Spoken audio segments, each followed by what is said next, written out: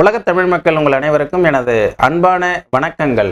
நலம் தரும் நவ கிரகங்கள் நிகழ்ச்சியின் வாயிலாக கடந்த பல நிகழ்ச்சிகளை இந்த தொலைக்காட்சியின் வாயிலாக உங்களுக்கு நான் அளித்திருக்கிறேன்.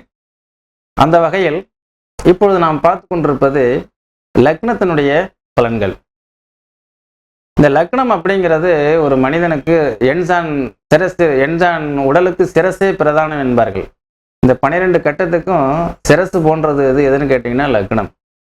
இந்த சிரஸ் என்று சொல்லக்கூடிய லக்னம் தலையை வைத்து தான் எல்லாத்துக்கும் டிரான்ஸ்ஃபார்மர் மாதிரி கரண்ட் எப்படி பிரித்து கொடுக்குதோ அது மாதிரி இந்த லக்னம் கிரகத்தினுடைய பலன்களை எடுத்து நமக்கு அன்றாட வாழ்வியலில் பயன்படக்கூடிய நல்ல தீய விஷயங்களுக்கெல்லாம் அது நமக்கு செயல்படுது. அந்த வகையில் உங்களுக்கு பார்த்தீங்கன்னா நான் ஒவ்வொரு லக்கணத்துக்கும் பலன்களை சொல்லியிருக்கேன். இந்த மகர லக்கணம் இந்த நிகழ்ச்சியில் மகர லக்னம் அப்படிங்கிறது அந்த லக்னத்தினுடைய குணங்கள் என்ன எடுத்து பார்த்தோம்னா அந்த மகர ராசியினுடைய குணங்கள்னு நான் பேசியிருக்கேன். இதுக்கு முந்தைய ஒரு யூடியூப்லலாம் நான் பேசியிருக்கேன், தொலைக்காட்சிகளில் அந்த எபிசோடெல்லாம் போட்டிருக்கேன். அதில் மகரத்தினுடைய குணங்கள்லாம் பார்த்துக்கேன்.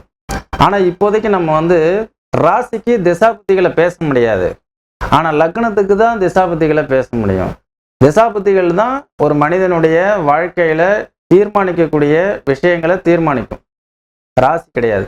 அப்போ மகர லக்னம் அப்படிங்கிறதுக்கு யாரெல்லாம் யோகாதிபதி யாரெல்லாம் அவயோகாதிபதிங்கிறத அந்த நிகழ்ச்சியில் பார்க்க போகிறோம். பொதுவாக மகர லக்னத்துக்கு அதிபதி சனி. இந்த சனிக்கு முன்பக்கம் சனி, பின்பக்கம் குரு. அதே மாதிரி மகர லக்னத்திற்கு முன்னாடி சனிங்கிறதுனால எப்போதுமே நாம் இவங்க உண்மையான உண்மைகளை சொன்னாலே இந்த உலகம் ஏற்றுக்காது. இப்போ சொல்கிறது எவ்வளோ உண்மையாக இருந்தாலும் அந்த உண்மையை பொய்ன்னு தான் சொல்லும். அதனால வேறு வழி இல்லாமல் பொய் சொல்ல வேண்டிய நிர்பந்தத்துக்கு ஆளாகிறாங்க. பின்னாடி பக்கம் வந்தோம்னா தனுசு ராசி, முன்னாடி பக்கம் கும்பராசி, நடு சென்டரில் பார்த்தீங்கன்னா இந்த மகர லக்னம். பின்னாடி இருக்கக்கூடிய குருவனுடைய குணங்களையும் அது பிரதிபலிக்கும். அதனால் அவங்கள்ட்டே மன்னிக்கும் இயல்புகள், மன்னிக்கும் குணங்கள், தியாகம், ஏமாந்து போகுதல், பிரதியாருக்காக உதவி செய்து அதன் மூலம் ஏமாறுதல், அறக்கட்டளைகள் உருவாக்குதல், முதியோர் இல்லங்கள் உருவாக்குதல், அதே மாதிரி வயோதிக காலத்தில் நம்ம எல்லாருக்கும் பயனுள்ளதாக ஏதாவது செய்யணுங்கிற எண்ணங்களும் இந்த மகர லக்னத்துக்கு ஏற்படும். அதே 2ஆம் பாவாதிபதி சனியாக இருக்கிறதுனால சனீஸ்வரனுடைய ஒர்க் என்னன்னு கேட்டிங்கன்னா ஏமாறுதல், ஏமாந்து போகுதல், அதே மாதிரி ஏமாற்றுதல். அப்படின்னு நீங்கள் ஏமாற்றுவீங்க என்னன்னு சொல்லலை. ஏமாற்றுதல் என்பது என்றால் என்ன? சனி என்பது நான் இப்போ உங்களுக்கு இன்னைக்கு ஒரு உண்மையான ஒரு நிலவரத்தை நீங்கள் சொல்கிறீங்க, பட் அவங்க ஆப்போசிட்டில் உள்ளவங்க அதை உண்மையை ஏற்றுக்க மாட்டாங்க. அவங்கள்ட்ட பொய் சொல்லி ஆகணும், அது ஏமாற்றுறது தானே. அதுதான் ஒரு நல்ல ஒரிஜினலான தரமான பொருளை வாங்கி நீங்கள் கொடுத்தீங்கனாலும் இது டூப்ளிகேட்டுன்றான். அது நம்பர் 2ல் உள்ள பொருளை வாங்கிட்டு இதை கொடுத்தீங்கன்னா அதை உண்மைன்னு வாங்கிக்குவாங்க. பட் இது தவிர்க்க முடியாத விஷயம், இது யார் மேலே தப்பு. அதனால தான் அந்த மகர லக்னக்காரர்கள் நிறைய பேர் நம்ம செய்யக்கூடிய ஃபீல்டில் பிஸ்னஸ்லேயோ அதை சக்ஸஸ்ஃபுல் பண்ண முடியாமல் தவிப்பவர்கள் நிறைய பேர் நான் பார்த்துருக்கேன். ஏன்னா மகர லக்னத்திற்குள்ளார அளப்பரிய ஆற்றல்கள் இருக்குது, நல்ல புத்திசாலியம், அறிவு. ஏன்னா சனிக்கு தாங்க ஒரு கெட்ட கிரகம்னு சனி நம்ம ஒதுக்கி வைக்கிறோம்ல, அதில் லக்னமாக விழுந்துருச்சுன்னு வைங்களேன், அந்த தான் யாரெல்லாம் கெட்டவன்னு அதுதான் ஸ்கேன் பண்ணி கொடுக்கும் நமக்கு. அது மாதிரி மகரம் தான் எல்லாத்துக்கும் ஸ்கேன் பண்ணி கொடுக்கக்கூடிய பிளானட். அது நல்லது கெட்டது இதுலேயே உங்களுக்கு நேரம் சரியாக போயிடுது. அதனால் இவங்க செல்ஃப் இம்ப்ரூவ்மெண்ட் ஆகிறதுக்கு சான்சஸ் ரொம்ப குறைவு. ஒரு விஷயத்துக்கு தீர்வை கண்டுபிடிக்கிறவர்களும் மகரம், ஒரு புதிய விதியை உருவாக்குபவர்களும் அந்த விதியவே முறியடிக்கக்கூடியவர்களும் மகரம். அப்போ இதுலேயே உங்களுக்கு பொழப்பு கரெக்டாக இருக்குதே, தன்னுடைய வேலைகளை பார்த்து தன்னுடைய உயர்வுக்கு தன்னுடைய மேன்மைக்கு செயல்பட முடியவில்லை. சரி, இந்த லக்னத்துக்கு பார்த்தீங்கன்னாக்கா பொதுவாக 6ஆம் பாவகம் நோய்த்தன்மை. மகர லக்னத்துக்கு 6ஆம் பாவகமும் வர்றது எது அப்படின்னா மிதுன ராசி. அப்போ அந்த 6ஆம் பாவத்துக்கு உண்டான நோய்கள் அப்படிங்கிறது அவங்களுக்கு நிறைய இந்த டான்சிலிட்டிஸ்னு வரக்கூடிய டான்சிலிஸ் நோய் வரும். அதே மாதிரி தைராய்டு, த்ரோட் இன்ஃபெக்ஷன்ஸ், இதெல்லாம் சார்ந்த நோய்கள் வரும்.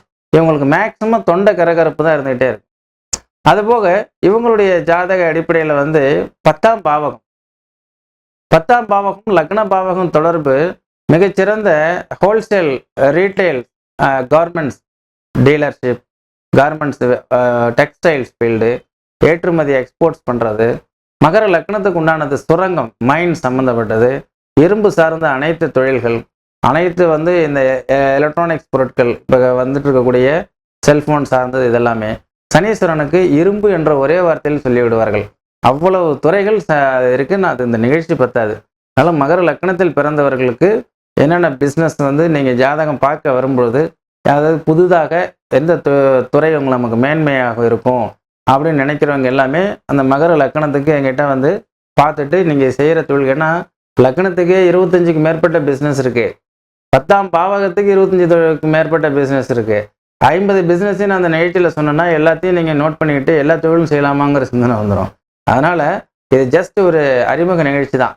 அதனால் தொழில்கள் வந்து ஒரு 50க்கு மேற்பட்ட பிஸ்னஸ் இருக்குது. அது சொந்தமாக நீங்கள் பிஸ்னஸ் பண்ண முடியுமா முடியாதா அப்படிங்கிறதெல்லாம் வந்து உங்கள் சனீஸ்வரன், 10ஆம் பாவாதிபதி, நடப்பு திசா புத்தி இதெல்லாம் வச்சு உங்கள் லக்னாதிபதி நின்ற நிலைப்பாடு, உங்களுடைய ராசி இதெல்லாம் வச்சு தான் முடிவுக்கு வரணும். சரிங்களா? அப்போ நம்ம ஜென்ரலாக அந்த நிகழ்ச்சியில் நோய்கள் சொன்னோம், அப்புறம் குணங்கள் உங்களுடைய எப்படி இருக்குங்கிறத ஓரலாக சொன்னோம். சரி, நடக்கக்கூடிய திசைகள் வந்துங்க மகர லக்னத்திற்கு சூரியனுடைய திசை. இந்த சூரியனுடைய திசை நன்மையா தீமையா?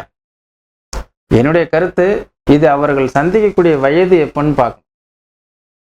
ஒரு 6 வயசு 7 வயசுக்குள்ளார சந்திக்கிறாங்க, ஆக வந்து ஒரு கிருத்திகை உத்தரம் உத்திராட நட்சத்திரத்தில் பிறக்கிறாங்க அப்படின்னா, ஏதாவது வந்து இந்த சின்ன வயசில் வந்து தலை நோய், வைசூரி நோய், அதாவது வந்து உஷ்ணத்தினால் வரக்கூடிய நோய், இந்த மாதிரி கடும் சுரம் அது சார்ந்து வந்து அவங்களுக்கு ஒரு பலவீனங்கள் ஏற்பட்டு குழந்தை வந்து தப்பி பிழைச்சதே பெரிய அரிதுங்க, அந்த அளவுக்கு கஷ்டப்பட்டோம் அப்படின்னு சொல்கிற மாதிரி இருக்கும். அதே எட்டமாதிபதி திசை ஒரு கல்யாண வயசு வந்து அது 8 7ஆம் பாவகத்தில் இருந்தவர் வந்து ஒரு ஆடி மாதம் பிறந்திருந்தாருன்னா அந்த திசா காலங்கள் கணவன் மனைவிக்கு இடையே கருத்து வேற்றுமைகளை உருவாக்கக்கூடியது. அப்போ நம்ம கவனித்து அதை பார்க்கணும். அதே மாதிரி அட்டமாதிபதி மகர லக்னத்துக்கு நீசமாகி துலாம் ராசியில் இருந்து திசை நடந்தது அப்படின்னா அது ஒரு பெரிய பாதிப்பு இல்லை. பட் பிஸ்னஸ் வகையில் கொஞ்சம் கேர்ஃபுல்லாக பார்த்துக்கணும். இப்படி அந்த சூரியனுடைய திசையை நம்ம வந்து வயசு, அந்த காலம், அதெல்லாம் அனலைஸ் பண்ணி என்ன சாரத்தில் இருக்குன்னு பார்த்து அதுலேயும் நமக்கு வந்து சூரியன்கிறது மகர லக்னத்துக்கு இயற்கையில் நன்மை செய்யாத ஒரு பிளானட் அப்படிங்கிற முடிவுக்கு தான் வரும். அடுத்தது சந்திரனுடைய திசை. இந்த மகர லக்னத்திற்கு சந்திரனுடைய திசை எத்தனை ஆண்டுகள் அப்படின்னா 10 வருஷம். அது 7ஆம் பாவாதிபதியினுடைய திசை. இந்த 7ஆம் பாவாதிபதி எங்கிருந்தாலும் நன்மை செய்யணும். 7 குடையவன் வந்து 11ஆம் இடத்துல இருந்ததுன்னா அந்த பெனிஃபிட், மனைவியினால பெனிஃபிட், கணவனால பெனிஃபிட், நண்பர்கள், கூட்டு தொழில், கூட்டாளியினால் நன்மை. அப்போ திருமணம் ஆகாதவர்களுக்கு திருமணம் நடக்கும், அதெல்லாம் சொல்லுவோம். ஆக மகர லக்னத்துக்கு சந்திரன் நல்ல திசை. அதே மாதிரி செவ்வாய், இது வந்து மகர லக்னத்திற்கு பாதகாதிபதி, நன்மை செய்வதற்கு வாய்ப்புகள் இல்லை. செவ்வாய் வந்து எனக்கு தெரிஞ்சு மகர லக்னக்காரர் ஒருத்தர் வந்து 4ஆம் பாவாதிபதியினுடைய வேலை செய்கிறதுனால இடம், வீடு, வாகனம் எல்லாம் பெருசாக வாங்கி எல்லாம் பண்ணார். அதே பாதகாதிபதி செகண்ட் பார்ட் இருக்குது பாருங்க, 3.5 வருஷம். ஃபஸ்ட்டு ஆரம்பத்தில் கொடுக்குற மாதிரி கொடுத்து லாஸ்ட் ஃபைனலில் டோட்டலாக எல்லாமே லாஸ் பண்ணி விட்டுருச்சு. ஆக செவ்வாயினுடைய திசையை ரொம்ப கேர்ஃபுல்லாக இருக்கணும் மகர லக்னம். மகர லக்னாதிபதி யாரு? சனி. திசாநாதன் யாரு? செவ்வாய். இந்த சனி செவ்வாய் எங்கெல்லாம் ஜாயிண்ட் ஆகுதோ அங்கெல்லாம் வந்து பிரச்சனைக்குரியதாக இருக்கும். ஒரு ஆராய்ச்சி பண்ணி பார்த்தீங்கன்னா, அப்போ வந்து யூனிவர்சிட்டியில் ஒரு அனலைஸ் பண்ணாங்க. அதில் பார்த்தீங்கன்னா சனி செவ்வாய் எப்போல்லாம் சேர்ந்துருக்கோ அப்போ வந்து சுனாமியே, அதே மாதிரி நில அதிர்வுகள்லாம் ஏற்பட்டுருக்கு இந்த பௌர்ணமி அமாவாசை காலங்களில். அப்போ வந்து சனி செவ்வாய் சேர்க்கைங்கிறது அவ்வளோ சிறப்பில்லை. அதே மாதிரி சனி லக்னாதிபதி வந்து சனியாக இருக்கிறதுனால செவ்வாயினுடைய திசை நன்மை செய்யாது. இது பேசிக்கலி இது. அதுபோக ஏதாவது உங்கள் ஜாதகத்தில் கிரகங்கள் நன்றாக இருந்தால் மட்டும்தான் நன்மையை செய்ய முடியும். அடுத்தது பார்த்தீங்கன்னா இந்த மகர லக்னத்திற்கு ராகுனுடைய திசை. பொதுவாக மகர லக்னக்காரர்களுக்கு அதிபதி சனி, ராகு வந்து 18 வருஷம். இந்த ராகு அப்படிங்கிறவர் வந்துங்க இவங்களை நல்ல பெரிய லெவல்லலாம் கொண்டு வரும். ஏன் அப்படின்னா இந்த லக்னாதிபதி சனியினுடைய ஸ்வரூபம் ராகுனுடைய ஸ்வரூபம் ரெண்டும் ஒன்று. ஒரு சில ராசிகள் வேண்டுமானால் மாறி இருந்தால் நான் சொல்லக்கூடிய பலன்கள் மாறி போகலாம். இப்படியே மகர லக்னத்திற்கு ராகு திசை நன்மை செய்யக்கூடியது. இந்த மகர லக்னத்திற்கு ராகு திசை எந்த வகையில் நன்மை செய்யும் அப்படின்னு கேட்டிங்கன்னா, நம்பர் 1 நேர்மை, ஸ்ட்ரெயிட் ஃபார்வர்ட், அப்படி போய் ஜெயிக்க முடியாதுங்க. நம்பர் 2 அப்படிங்கக்கூடிய இடம், அது எனக்கு எப்படின்னு எனக்கு சொல்ல தெரியல. ஏன்னா நான் ஒன்றும் உங்களுக்கு சொல்லி கொடுத்து இதெல்லாம் செய்யுங்கன்னு சொல்கிற மாதிரி ஆகிடும். அது தப்பு. நீங்கள் உண்மை, நேர்மை அப்படின்னு சொல்கிறதுக்கு பதிலாக இது இப்படித்தான், இது வேணா வாங்கு, டிமாண்டேஷன் பிஸ்னஸ். அது வந்து நம்ம இதில் வந்து கிடைக்காத பொருட்கள் மார்க்கெட்டில், அதை ஸ்டாக் வச்சுட்டு கொடுத்தாருன்னா 10 ரூபா பொருள் 15 ரூபா வாங்கிறதுக்கு ரெடியாக இருப்பாங்க. அப்படிதான் இந்த மகர லக்னக்காரர்கள் ராகு திசையில் நல்லா சம்பாதிக்க முடியும், மேன்மை அடைய முடியும். ராகு திசையில் வந்து லாபகமாக செயல்படக்கூடியவர்கள் தன்னுடைய வெற்றியை தக்க வைத்துக் கொள்கிறார்கள். மகர லக்னம் எப்பொழுதுமே லாபகமாக செயல்படக்கூடிய மனிதர்கள். அவர்கள் வந்து இந்த ராகுனுடைய திசையை கையாள்வதற்கு கை தேர்ந்தவர்கள். அப்ப இவங்களுக்கு வரக்கூடிய கான்டாக்ட் எல்லாமே அது சார்ந்தே தான் வரும் மகரத்துக்கு. அந்த கான்டாக்ட்ல இருந்து கழுவுற மீன் நழுவுற மீன் மாதிரி இவங்க தப்பிக்க கற்றுக்கொண்டால் மகர லக்னம், ஏன்னா மகர லக்னத்துக்கிட்ட அந்த ஆற்றலும் இருக்கு, சில நேரங்கள்ல வகையா மாட்டிக்கிறதுக்கும் அமைப்பும் இருக்கு. அப்ப தப்பித்துக் கொள்வதற்குண்டான வழிமுறைகளை தெரிந்து கொண்டால் நீங்க அற்புதமா அந்த ராகுனுடைய திசையில பெரிய லெவல்ல சாதிச்சிருவீங்க. அதனால ராகு திசை உங்களுக்கு வரும்பொழுது மகர லக்னக்காரர்கள் அருகாமையில் இருக்கக்கூடிய சோதரர்களை வந்து அணுகி அது எப்படி இருக்கும், அதனோட உண்மை சுரூபம் என்ன, ஏன்னா அவங்க தான் சொல்லுவாங்க இந்த ராகு அப்படிங்கிறது வந்து எந்த மாதிரி நட்சத்திர சாரத்தில் இருக்கு, எந்த வீட்டில் இருக்கு, லக்னத்துக்கு எத்தனாம் இடத்துல இருக்கு, உங்கள் லக்னாதிபதிக்கு அவர் எப்படி சம்பந்தம் இருக்கு, நீங்கள் என்ன ராசி, இந்த ராசிக்கும் எதுக்கும் மேட்சிங் இருக்கா. அது ஒரு 12ஆம் இடத்துல இருந்துன்னு வச்சுங்களேன், தனுசு ராசியில் அப்ராட் வெளிநாட்டில் போய் அங்கேயே நிறைய பெருஞ்செல்வந்தரா அவர் வர கல்ஃப் நாடு போகலாமே, ராகு கல்ஃப் நாடு, கல்ஃபில் போய் பெட்ரோல் அந்த இந்த நிறுவனங்களில் போய் வேலை பார்த்து நிறைய சம்பாதிக்கலாமே. அது மாதிரிலாம் நிறைய அனலைஸ் இருக்குது. அதெல்லாம் நம்ம வந்து இந்த ராகு திசையில் மகர லக்னக்காரர்கள் முடிந்தவரை நல்ல செயல்பட்டு வெற்றி பெறலாம். ஆனால் மகர லக்னத்துக்கு பாருங்க, இயற்கையிலேயே நல்ல அற்புதமான ஒரு நல்ல பிளானட் குரு. அப்படிப்பட்ட குரு வந்து இது நல்ல திசை இல்லை அப்படின்னு சொல்லுவோம். மகர லக்னத்துக்கு குரு வந்து நன்மை செய்யாது, ஆனால் கெடுதல் இழைப்பதில்லை. நான் பார்த்த வரைக்கும் குரு வந்து கெட்டது செஞ்சிட்டாருங்க, எல்லாம் முடிஞ்சே போயிட்டேன்னு சொல்றது ரொம்ப ரேர், 15%. இந்த 15% மக்கள் வந்து எல்லா இடத்துலையும் இருப்பாங்க, நம்ம அதை எடுத்துக்க கூடாது. இந்த நிகழ்ச்சியை பார்க்குறவங்களுக்கு 15% பேருக்கு பிடிக்காது. அவங்களது தப்பா ஏதாவது என்னை பற்றி சொல்லுவாங்க அல்லது இது பண்ணுவாங்க, அதை நம்ம எடுத்துக்க முடியாது. நீங்கள் 85 நல்ல டாமினேஷன் எதுன்னு பார்க்கணும், எது மெஜாரிட்டி. அந்த மகர லக்கணத்துக்கு வந்து இந்த குரு என்பது நன்மை செய்வதில்லை, அதே நேரத்தில் கெடுதலும் இல்லை. பட் இது வந்து ஒரு விரையாதிபதியினுடைய திசை. விரையாதிபதி திசை விரயத்தை தானே செய்யும். சரி, அதுக்கு அடுத்தது இந்த மகர லக்னத்திற்கு நம்ம குரு திசை வந்து அவ்வளோ சிறப்பை தராதுன்னு சொன்னோம். அடுத்தது லக்னாதிபதி ஆகிய சனி திசை. இதையே வந்து சர லக்கணத்துக்கு 2 கூடையவன் மாரகாதிபதி அப்படிங்கிறான். இந்த மகர லக்கணத்துக்கு சனியே கொல்லுங்கிறான். ஒரு சிலர் வந்து லக்னாதிபதி கொல்லான் அப்படிங்கிறாங்க. அப்போ ஒவ்வொருத்தரும் ஒவ்வொரு விதமான ஆய்வில் சொல்லியிருக்கிறாங்க. என்னை பொறுத்த வரைக்கும் முதல்ல நம்ம நெகட்டிவான விஷயங்களை சிந்திக்கிறதை விட பாசிட்டிவான விஷயங்கள் நம்ம பார்த்தோம்னா, லக்னாதிபதி நன்மை செய்வான், கெடுதல் செய்யாது.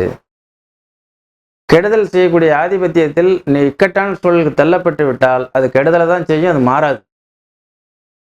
பட் லக்னாதிபதி சனி திசை உங்களுக்கு நன்மை செய்யும். அதுவே சரலக்கணமாக இருப்பதால் மூமெண்ட்ஸ், வெளிநாடு தொடர்பு இதெல்லாமே உங்களுக்கு சக்சஸ் பண்ணி கொடுக்கறதுக்கு உண்டான அமைப்பு இருக்கு. இதுக்கு அடுத்தது தாங்க உங்களுக்கு மிகச்சிறந்த அற்புதமான பாக்கியாதிபதியினுடைய திசை புதன் மகாதிசை. இந்த சனிக்கும் புதனுக்கும் எந்த வகையிலையும் எதிர்மறையான ஒரு பகையோ இதெல்லாம் ஒன்றும் கிடையாது. ஏன்னா அது நியூட்ரல் பிளானட் புதன். இந்த பக்கம் இருக்கக்கூடிய 4 கோள், இந்த பக்கம் இருக்கக்கூடிய 4 கோள், எல்லா கோள்கள்லையும் அது வந்து ஃப்ரெண்ட்ஷிப்பாக இருக்கும். அதனால தான் பார்த்தீங்கன்னாக்கா வந்து இந்த புதனுடைய திசையில் புதன் தான் எல்லாத்துக்கும் ஃப்ளெக்சிபிளான மனிதர்களாக இருப்பாங்க. மிதுன ராசி, கன்னி ராசின்னா எல்லாருக்கிட்டையும் ஃப்ரெண்ட்ஸாக இருப்பாங்க. இந்த பாக்கியாதிபதி பொன்பொருள் ஆடை ஆபரணம் மண்மனை வாகனாதிபதி யோகங்கள் இது எல்லாமே கடன் வாங்கி தான் பெற முடியும். அதனால கடன்காரன் ஒரு பக்கத்தில் வந்தாதான் இந்த பாக்கியம் வீட்டுக்கு வந்து சேரும். கடன்காரர் ஃபைனான்சியர் இங்கே வரல அப்படின்னா பாக்கியம் வீட்டுக்கு வந்து சேராது. அப்போ இந்த மகர லக்னத்துக்கு யோகமான பிளானட் அப்படிங்கிறது புதனுடைய திசை. எல்லா விதமான பாக்கியங்களையும் தரக்கூடியது. அதுக்கு அடுத்தது பார்த்தீங்கன்னா கேதுனுடைய திசை. மகர லக்னத்திற்கு கேதுனுடைய திசை. கேதுவை போல் கெடுப்பார் இல்லை. அந்த கேதுனுடைய திசையை நான் சொல்லிட்டேன். நீங்கள் உங்களுடைய ஜாதகத்தில் எந்த இடத்துல இருக்கோ ராகுக்கு மாதிரி தான் கேதுவும். பட் கேர்ஃபுல்லாக இருங்க. கேதுவை போல் கெடுப்பார் இல்லை.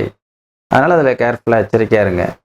அந்த கேது திசை உங்களுக்கு நன்மை செய்யுங்கன்னு நான் சொல்லிட்டு போய் கேது திசை மகர லக்னத்துக்கு நன்மை செய்யுமா? எந்த இதுலேயும் அந்த மாதிரி இருக்காது. அதுக்கு உங்கள் ஜாதகத்தை பார்த்தா தான் நம்ம சொல்லணும்.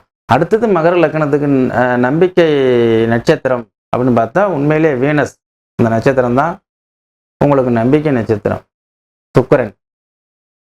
மகர லக்னத்திற்கு நன்மை செய்யக்கூடிய ஒரே பிளானட் சுக்கிரன். சுக்கிரனே யோகக்காரன்.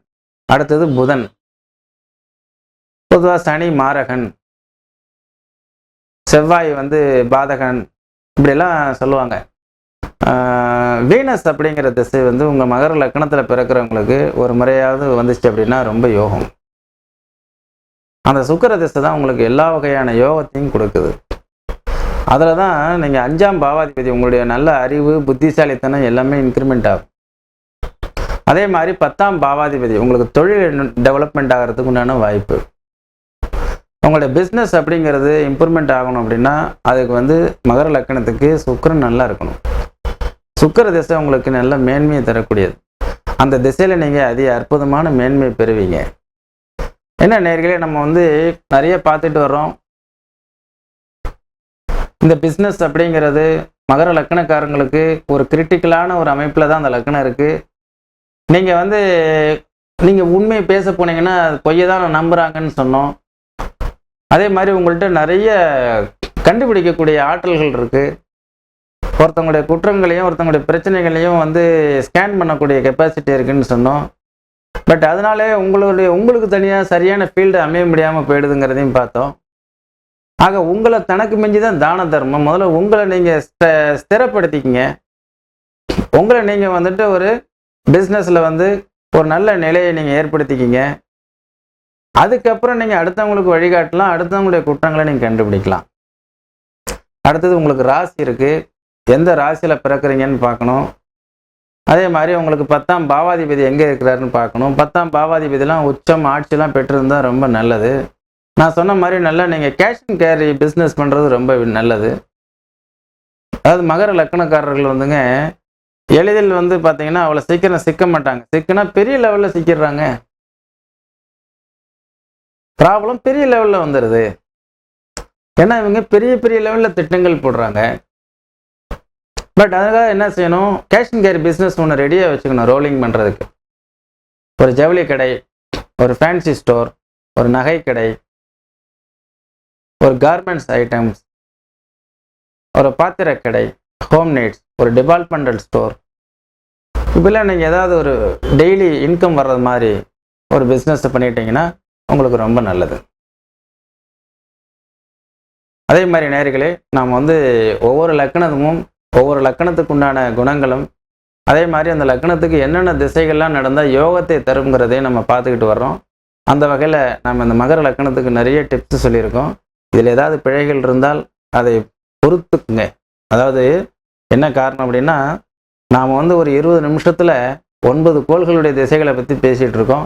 இதுக்கு அடுத்தது நட்சத்திர சாரங்கள் இருக்குது, ஆதிபத்தியங்கள் இருக்குது, ஷட்பலம் இருக்குது. ஷட்பலத்திலலாம் அந்த பிளானட் எப்படி இருக்குன்னு அரவு செய்து பார்க்கணும்.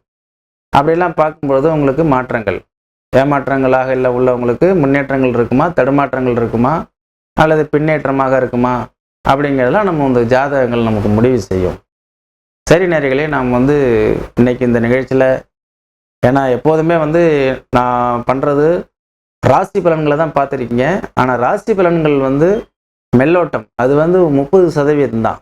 மீதி 70% உங்கள் லக்னத்தை வச்சு அது எந்தெந்த திசை நடக்குதுன்னு பார்க்குறோம் பாருங்கள். இதுதான் உங்களுக்கு 100% கரெக்டானது. அதனால் நீங்கள் உங்களுடைய ஜாதகங்களை ஒவ்வொரு வருஷத்துக்கு ஒரு முறையாவது ஜாதகங்களை தெளிவாக பார்த்து கோச்சாரத்தை அதோடு இணைத்து அதனுடைய பலன்களை அனுபவிக்கலாம். நன்றி, வணக்கம். வேறொரு நிகழ்ச்சியில் நாம் சந்திப்போம்.